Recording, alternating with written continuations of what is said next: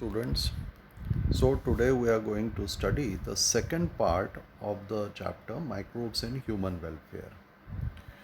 तो इससे पहले जो हमने पार्ट स्टडी किया था we discussed about the household products in which we discussed about curd, dough food, toddy, fermented food, cheese making, etc.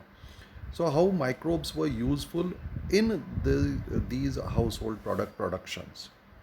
And today we are going to study about the industrial production of certain fermented beverages, antibiotics, organic acids, enzymes, and bioactive chemicals, bioactive molecules produced with the help of microbes. तो हमारा जो आज का lecture है वो इन topics को cover करता है.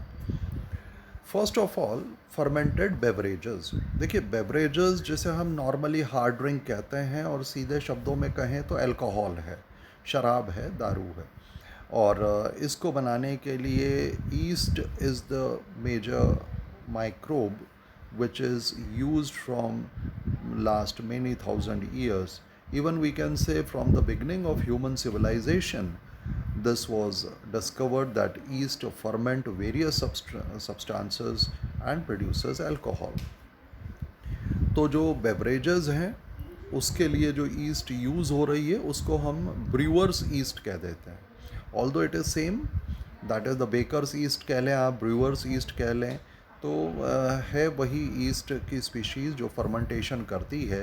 And this brewer's yeast is use to ferment cereals, malt, fruit juices to produce the ethanol. Malt हम कहते हैं जो भी हमारे अनाज हैं, जो भी ग्रेन्स है, चाहे गेहूँ है, जौ है, ठीक है, बार्ली है, उन सबको जो है हल्का सा पीस लिया जाता है, दरदरा पीस लिया जाता है और उसके पाउडर को जो है भिगोकर यूज़ करते हैं. तो चूँकि उसमें माल्टोज़ का अमाउंट ज़्यादा होता है इसलिए इसे माल्ट कहा गया है. And as we know there are various types of alcoholic beverages. कई तरह की शराब होती है. बहुत कॉमन से जो नाम आप सब जानते हैं, बियर है, वाइन है, ब्रांडी, विस्की, रम. इन सब में डिफरेंस क्या है? Basically the basic difference is this कि किस रॉ मटेरियल से इसे बनाया गया. जैसे सीरियल माल्ट से बनाया गया है, फ्रूट जूसेस से बनाया गया है, शुगर केन से बना है, अंगूर से बना है, नारंगी से बना है, काजू से बना है, एंड सो ऑन. दूसरा जो रहता है प्रोसेसिंग कैसे हुई है, यानी डिस्टिलेशन से बना है या विदाउट डिस्टिलेशन. विदाउट डिस्टिलेशन जैसे बियर और wine, and with distillation brandy, whisky, rum जो है वो प्रोड्यूस किए जाते हैं. Then what percent of alcohol is present in the particular brand या पर्टिकुलर बेवरेजेस, तो वो कितनी मात्रा में. We can summarize it in the following way. जैसे सबसे ज़्यादा कॉमनली जो यूज़ हो रही है वो है बियर. बियर के अंदर 4 to 6% इथेनॉल होता है. हालांकि बहुत ज़्यादा 10% तक भी कुछ जगहों पर ये होता है. और इसको हम जो है स्टार्च जो सीरियल ग्रेन से मिल रहा है या जैसे माल्ट कह सकते हैं, जैसे आप इस डायग्राम में देख रहे हैं, दिस इज़ जौ. ये जो है जौ से बनाई गई है. ये जौ होती है जो गेहूं की तरह के ही दाने हैं, उनसे इसको बनाया जाता है, इसको फर्मेंट किया जाता है. वाइन जिसमें 9 से 11% अल्कोहल होता है और इसको जो है अंगूर से बनाते हैं. अंगूर का बायोलॉजिकल नेम जो है that is vitis vinifera. Then brandy. Brandy को बनाने के लिए वाइन को ही डिस्टिलेशन किया जाता है. बियर और वाइन विदाउट डिस्टिलेशन बने थे और ब्रांडी जो है वो डिस्टिलेशन से बनती है और इसके अंदर 35 to 60% तक अल्कोहल होता है depending on the government permissions. अलग अलग देशों में अलग अलग नॉर्म्स फॉलो किए जाते हैं. Then whiskey, it is again the distilled alcoholic drink which is produced from the various cereal grains, यानी माल्ट से ही इसको बनाया जाएगा. चाहे वो बार्ली है, कॉर्न है, राई है, गेहूँ है. तो इस तरह से इसको सीज़न भी करते हैं. सीज़न करने का मतलब है कि इनको जो है बड़े बड़े ड्रम्स में भर कर रख दिया जाता है. कुछ सालों के बाद उसके टेस्ट में या उसकी स्ट्रेंथ में थोड़ा सा डिफरेंस आ जाता है, तो उस तरह से भी इसको बेचा जाता है. Then drum which is mostly used in the hilly areas. The जो भी पहाड़ी इलाकों के लोग हैं या even defence personnel which are posted in such cold regions, they use it. इसमें 40% तक जो है अल्कोहल है, और यह शुगर केन से या शुगर केन से वो भी गुड़ या मोलासेस बन रहे हैं, उनके फर्मेंटेशन से इसको बनाया जाता है. So this is the summary that we studied about the beer, which is produced from the cereal grains, उनका starch या malt लेकर. It is without distillation and normally consists of 4 to 6% alcohol. Wine जो है वो grep से बनेगी, ये भी विदाउट डिस्टिलेशन बन रही है, 9 से 11% तक अल्कोहल होता है. विस्की, ब्रांडी, रम जो है वो, विस्की तो जो बियर है या वाइन है उसके डिस्टिलेशन से बनेगी, और 45% तक इसमें अल्कोहल है. ब्रांडी सीरियल ग्रेन से ही बन रही है, विद डिस्टिलेशन बन रही है, और अल्कोहल की मात्रा कंपैरेटिवली इसमें ज़्यादा होती है ब्रांडी के अंदर. और रम जो है शुगर केन या मोलासेस से बन रही है, जिसमें 45-50% तक भी अल्कोहल परसेंटेज होती है. So this was all about the alcoholic beverages which are produced in industries using a large bioreactors. तो ये जो फर्मेंटर टैंक है जिसको हम बायोरिएक्टर कह रहे हैं, इसके अंदर बनाया जाता है. 100 से 1000 लीटर कैपेसिटी के ये बड़े बड़े टैंक्स हैं. इसमें ईस्ट को हम कल्चर करते हैं, और सबस्ट्रेट के रूप में माल्ट या जो भी फ्रूट जूसेस हैं वो मिलाए जाते हैं, ताकि वो काम कर सकें, क्योंकि ईस्ट जो है वो एनएरोबिक रेस्पिरेशन के ज़रिए इस अल्कोहल को प्रोड्यूस करेंगे. This is what is the fermenter and the distillation plant. जो आपने पढ़ा है, ब्रांडी, विस्की, रम के लिए हमें डिस्टिलेशन की ज़रूरत पड़ती है. Second topic is antibiotics. Now this is very very important, and particularly in the period of crisis, most of the people are very curious to know about the antibiotics and the vaccines. तो antibiotics basically ऐसे chemicals हैं जो particular microbe बनाते हैं, और उनकी वजह, उन केमिकल की वजह से उस माइक्रोब के आसपास दूसरा माइक्रोब ग्रो नहीं करेगा. यानी एक तरह से कंपटीशन को अवॉइड करने के लिए कुछ माइक्रोब्स ने इस तरह के केमिकल बनाए. और ये जो एंटीबायोटिक के केमिकल हैं वो कई तरह से काम करते हैं, जैसे सेल वॉल नष्ट कर देते हैं, या प्रोटीन सिंथेसिस को रोक देते हैं, डीएनए रेप्लिकेशन को रोक देते हैं. तो वो ये know various antibiotics which have various effects on bacteria. ध्यान रखिएगा, antibiotics is primarily used to remove या to kill bacteria only. For virus it is not used. Virus के लिए एंटीवायरल ड्रग्स होगी, ठीक है. फंगस के लिए एंटी फंगल ड्रग्स होती हैं. तो antibiotics is specifically against the bacterial diseases. तो हम कह सकते हैं कि पैथोजन के लिए जो बीमारी कर रहा है, जब हम एंटीबायोटिक लेते हैं तो एंटीबायोटिक लेने की वजह से ये होगा कि वो पैथोजन ख़त्म हो जाएगा, मर जाएगा. तो पैथोजन के लिए तो क्या हुआ, it is anti to the life of the pathogen, इसलिए नाम पड़ा एंटीबायोटिक. लेकिन हमारी लाइफ तो उसने बचा ली, हमारी लाइफ बचा ली, तो इसलिए हमारे लिए वो क्या हुआ, प्रोबायोटिक. यानी it favours our life when we use it. First antibiotic which was discovered was penicillin, and it was a chance discovery done by Alexander Fleming. वो स्टाफाइलोकोकस बैक्टीरिया पर काम कर रहे थे, and during his experiments he observe that, जो आप इसमें culture plates में उन्होंने फंगस, यहाँ पर आप देख रहे हैं जैसे ये जो है ये स्टाफाइलोकोकस की कॉलोनीज़ हैं, और उनके इस कल्चर प्लेट यानी पेट्री डिश में, ये पूरी जो है ये पेट्री डिश है, this whole is a petri dish, right, कांच की प्लेट. ये कॉलोनी है बैक्टीरिया की जो उन्होंने कल्चर करी. बट व्हाट हैपेंड, यहाँ पर आप किनारे पर जो देख रहे हैं ब्लू कलर में, that is basically the fungi which grew up. और इसके कारण क्या हुआ, यहाँ पर ये जो बैक्टीरिया इस एरिया में ग्रो नहीं कर रहे हैं. तो तुरंत उन्होंने ये सोचा कि भाई ऐसा क्या हुआ. तो ही कंक्लूडेड कि because of the growth of penicillin, penicillium जो नोटेटम स्पीशीज़ है फंगस की, that belongs to ascomycetes group, उसने ऐसा कोई केमिकल छोड़ा है जिसकी वजह से स्टाफाइलोकोकस बैक्टीरिया की ग्रोथ उसके आसपास नहीं हो रही है. स्टाफाइलोकोकस बैक्टीरिया जैसा आप यहाँ देख रहे हैं इस डायग्राम में, क्लस्टर्स हैं, इरेगुलर क्लस्टर्स हैं ये तो। और ये पेनिसिलियम नोटेटम के कोनिडी आपको दिख रहे हैं यहाँ पर, ये इस तरह से। Nowadays penicillin is obtained from Penicillium notatum species, ये वाली जो है ये कल्चर प्लेट के अंदर है और ये माइक्रोस्कोप के नीचे अपने को दिख रहा है। और ये पेनिसिलियम क्राइसोजेनम है ना, ये इस तरह से माइक्रोस्कोप के नीचे दिखेगी। और आपको अगर वैसे देखना है तो नारंगी के ऊपर आप देख रहे हैं यहाँ पर ये जो जितना राख जैसा है ये सब पेनिसिलिन लगी है। और इसी वजह से पेनिसिलिन का जो कॉमन नेम होता है, कॉमन नेम क्या है, ब्लू ग्रीन मोल्ड। तो आप समझ गए होंगे, यहाँ पर ये कल्चर प्लेट में आपको दिख रहा है, यहाँ पर नारंगी के ऊपर दिख रहा है, यहाँ कल्चर प्लेट में दिख रहा है, तो ये ब्लू ग्रीनिश कलर की कॉलोनी डेवलप करता है, इसलिए इसे ब्लू ग्रीन मोल्ड कहा गया। पेनिसिलिन जो एक्सट्रैक्ट की उसको यूज़ किया as a antibiotic was by Ernest Chain and Harvard Florey. तो ये केमिकल स्ट्रक्चर है पेनिसिलिन का।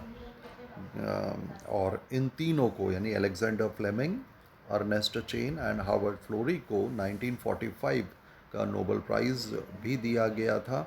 और उस समय दुनिया जो है वर्ल्ड वॉर सेकेंड के जो उसमें लड़ाई में लगी हुई थी।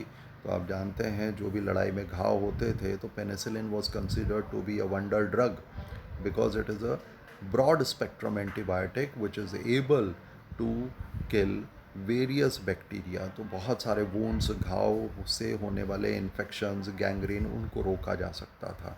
और पूरा हॉल ऑफ फेम जो वॉल है, देखिए आप यहाँ BBC न्यूज़ का एक कैप्शन है ब्रिटेन के अंदर कि भाई इस जगह पर इस एंटीबायोटिक को अलेक्जेंडर फ्लेमिंग ने जो बताया था उसको हार्वर्ड फ्लोरी ने एक्सट्रैक्ट किया एंड एज अ ड्रग उन्होंने यूज़ किया। तो एंटीबायोटिक जो है वो बहुत ही इम्पॉर्टेंट है, एसेंशियल है, and it is considered to be most significant discoveries of the 20th century which contributed towards the welfare of human societies. और इनकी एंटीबायोटिक्स की वजह से कई डेडली डिजीज़ से बचने में मदद मिली, जैसे प्लेग है। Plague, which is caused by a bacteria called as Yersinia pestis, and it is spread by the fleas which are present on the coat of the rats, rodents, और इसके against vaccine बनाई गई हैफकिंस के द्वारा। You will be इसमें अपन कह सकते हैं कि जो हैफकिंस थे वो यहाँ अपने देश में मुंबई में यानी बॉम्बे उस समय कहा जाता था, वहाँ पर काम करते थे। आज भी हैफकिन इंस्टीट्यूट है हमारे देश का, एक बहुत फेमस इंस्टीट्यूट है वैक्सीन प्रोडक्शन में। इवन अब उसकी कोविड वैक्सीन भी आने वाली है, वहाँ पर वह बनाई जा रही है। उन्होंने प्लेग के अगेंस्ट जो है वैक्सीन को डेवलप किया था। तो जो वॉल्डमेर हैपकिंस हैं वो इसमें बहुत इम्पॉर्टेंट उन्होंने डिस्कवरी की थी, इसकी वैक्सीन बनाई थी। और प्लेग जो है वो ह्यूमन पॉपुलेशन को कई बार बहुत बुरी तरह से नीचे लाने में उसने रोल प्ले किया था। बहुत सारे लोग, क्योंकि हाईली कंटेजियस थी, इसे ब्लैक डेथ भी कहा जाता है। जब ये फैलने लग जाता है तो पूरी स्किन जो है वो ब्लैक हो जाती है। हमारे ग्रॉइंस यानी जांघों पर, बगलों में इस तरह के छोटे छोटे फोड़े आने चालू हो जाते हैं, जैसे आप यहाँ देख रहे हैं। इसे ब्यूबोस कहा जाता है, इसी वजह से इसको हम ब्यूबोनिक प्लेग भी कहते हैं। और इसे ब्लैक डेथ क्यों कहते हैं, आप इस डायग्राम को देख कर समझ गए होंगे कि how severely it affects. And hardly within 3 to 4 days जो है after infection the person die with such symptoms. ये देखिए, ये ब्यूबोज को चेक कर रहे हैं यहाँ पर, और आपको नेट पर इस तरह की तस्वीरें मिल जाएगी कि पूरे के पूरे गांव, पूरे के पूरे शहर जो है वो 17th 18th सेंचुरी में नष्ट हुए हैं बिकॉज ऑफ दी प्लेग। तो बहुत ही डेडली डिजीज़ थी।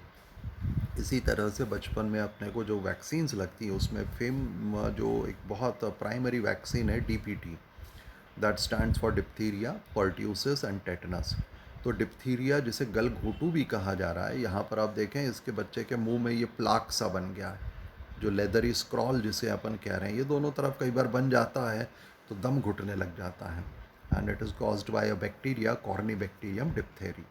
इसके लिए भी वैक्सीन जो है बहुत अर्ली डेज़ में बन गई थी। 1901 में इससे रिलेटेड नोबेल प्राइज़ मिला था एमिल वॉन बेहरिंग को, and it was considered to be a miracle vaccine, क्योंकि बहुत सारे बच्चों की सिर्फ इस वजह से डेथ हो जाती थी कि दम घुट जाता था।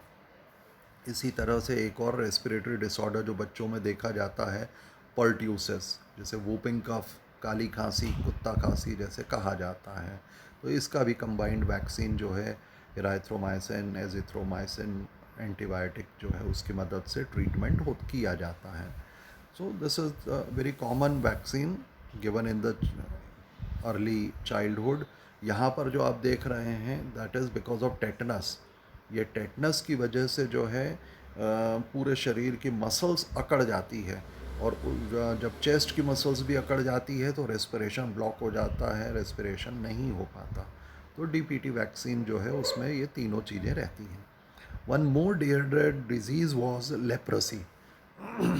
लेप्रोसी या जिसे हिंदी में कुष्ठ रोग, कोढ़ कहा जाता है, हमारे देश में बहुत ज़्यादा इसका असर था। You might have heard about the Mother Teresa, Baba Amte, Mahatma Gandhi. ये ऐसे महान लोग हुए हैं जिन्होंने लेपर पेशेंट्स की सेवा करी है।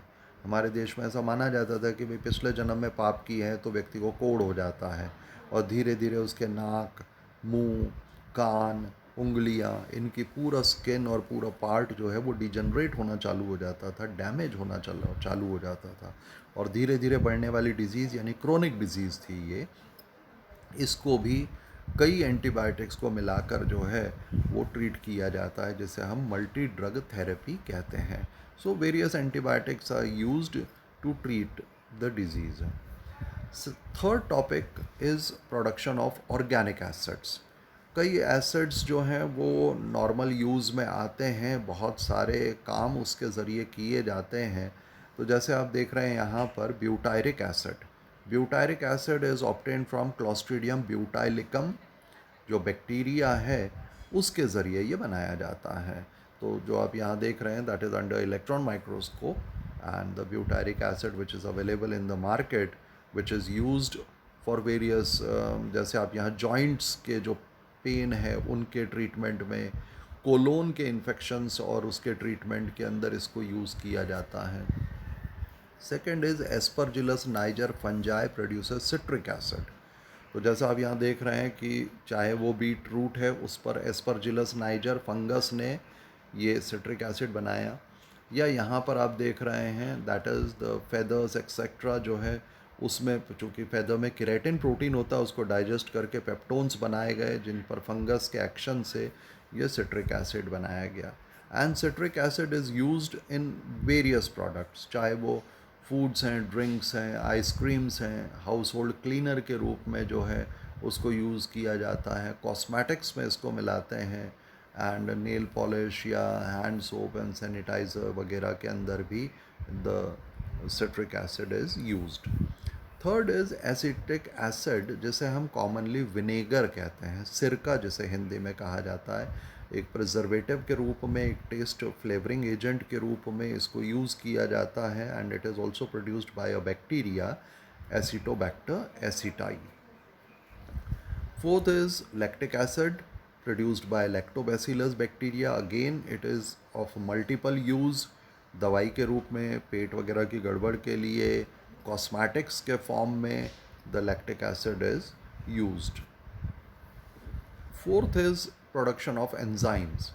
पहला हमने पढ़ा था production of alcohol, second we studied antibiotics, third was the organic acids, and now fourth is enzymes. तो जो important enzymes आपको स्टडी करनी है that is lipase. You have studied it in digestive system. It digests lipids in our small intestine, duodenum और ileum के अंदर ये काम करती है। लेकिन इसका एक नोवल यूज़ ढूंढा गया कि जो लाइपेज है उस एंजाइम को हमने क्रिस्टलाइज किया और डिटर्जेंट्स में मिला दिया।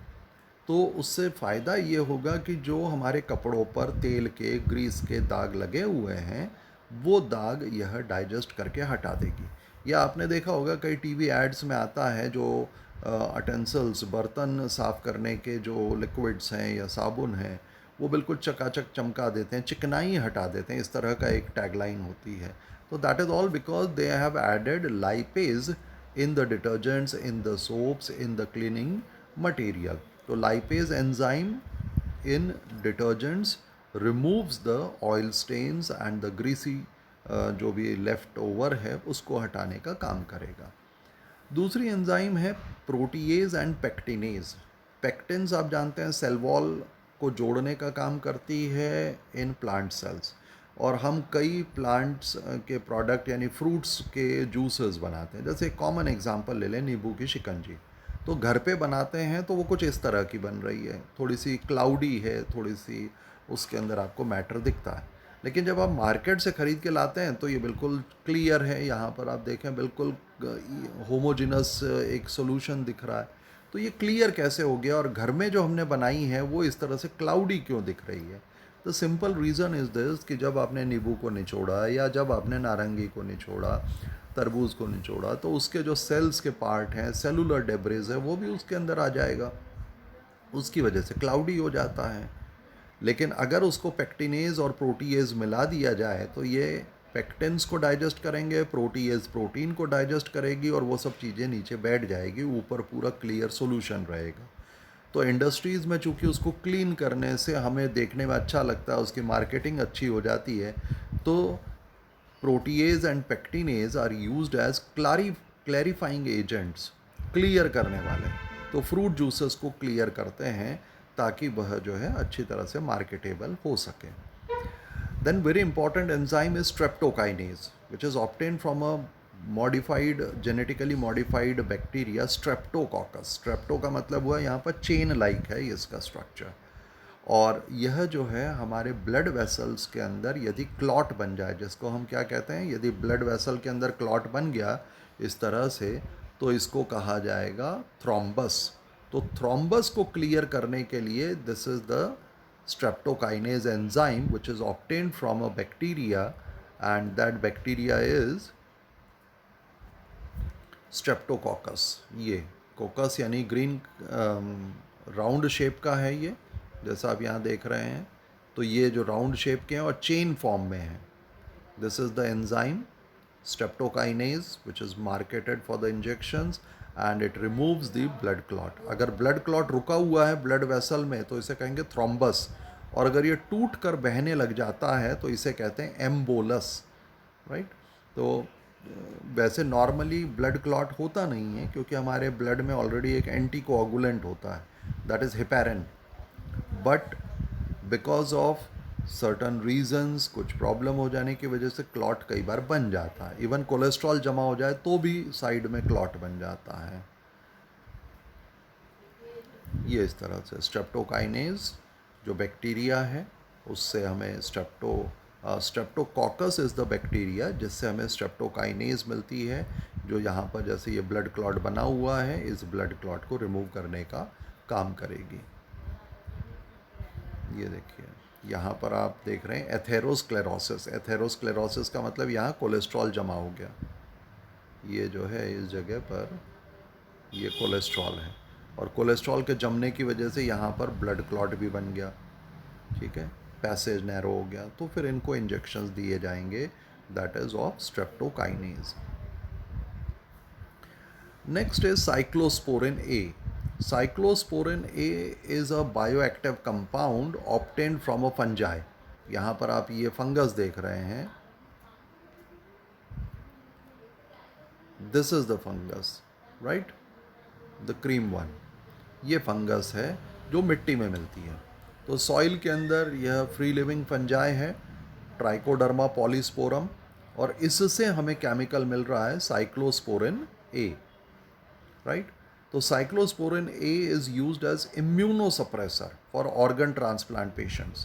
क्या होता है, किसी व्यक्ति को हमने ऑर्गन ट्रांसप्लांट किया है, तो ऑर्गन ट्रांसप्लांट करने की वजह से उसका इम्यून सिस्टम एक्टिव हो जाता है, और वह इम्यून सिस्टम कई बार ट्रांसप्लांटेड ऑर्गन के अगेंस्ट काम करता है.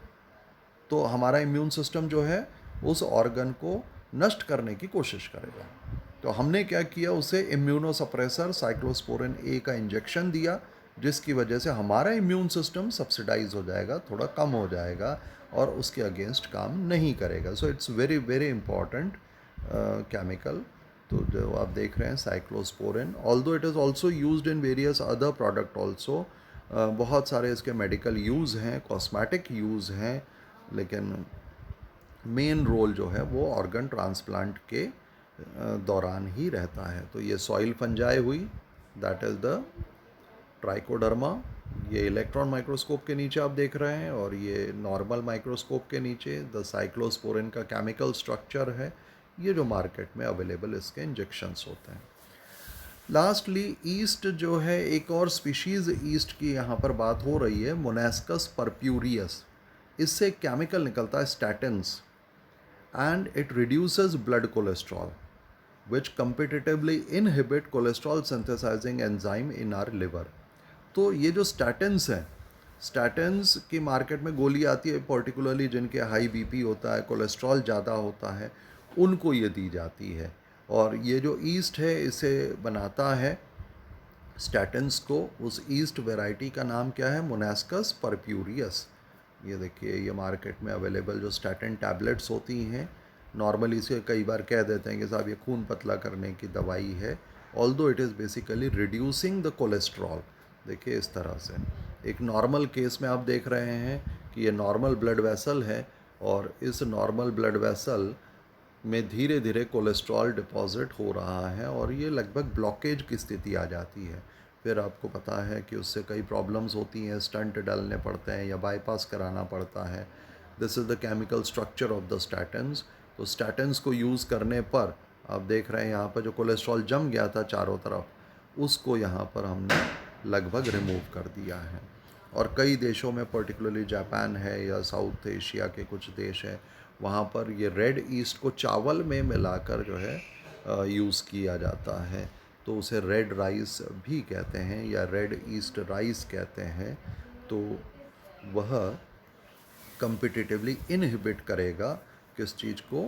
Cholesterol synthesising enzyme. देखिए नॉर्मल प्रोसेस क्या होता है, ये एंजाइम है, एंजाइम के साथ सबस्ट्रेट जुड़ा, ये एंजाइम सबस्ट्रेट कॉम्प्लेक्स बना, और एंजाइम एंड प्रोडक्ट्स निकल गए. लेकिन अगर हम सबस्ट्रेट के जैसा एक दूसरा केमिकल यहाँ पर रख दें, नीचे से देखें आप, इनकी दोनों की एक्टिव साइट, बाइंडिंग साइट एक जैसी है. ये रियल सबस्ट्रेट है, ये एक एडिशनल सूडो सबस्ट्रेट है. तो दोनों के चांस हैं. तो अगर ये जुड़ जाएगा तो यहाँ पर कोई रिएक्शन नहीं होगी. यही कोलेस्ट्रॉल बनाते समय लिवर में हो रहा है कि अगर यहाँ ये वाला स्टैटिन नहीं हो तो ये दोनों जुड़कर कोलेस्ट्रॉल बना रहे हैं. लेकिन अगर स्टैटिन आपने दे दिया तो स्टैटिन की वजह से यहाँ रिएक्शन रुक जाएगी और कोलेस्ट्रॉल नहीं बनेगा. इसी को हम कॉम्पिटिटिव इनहिबिशन भी कह रहे हैं. जैसे आप देख रहे हैं, ये पाथवे है कोलेस्ट्रॉल बनाने का लिवर में. याद नहीं करना है आपको, just I am mentioning it. तो अगर यहाँ पर ये स्टैटिन्स नहीं होते, if it is not there, ये नहीं हो, तो ये प्रोसेस ऐसे ही चलेगा और कोलेस्ट्रॉल बन जाएगा.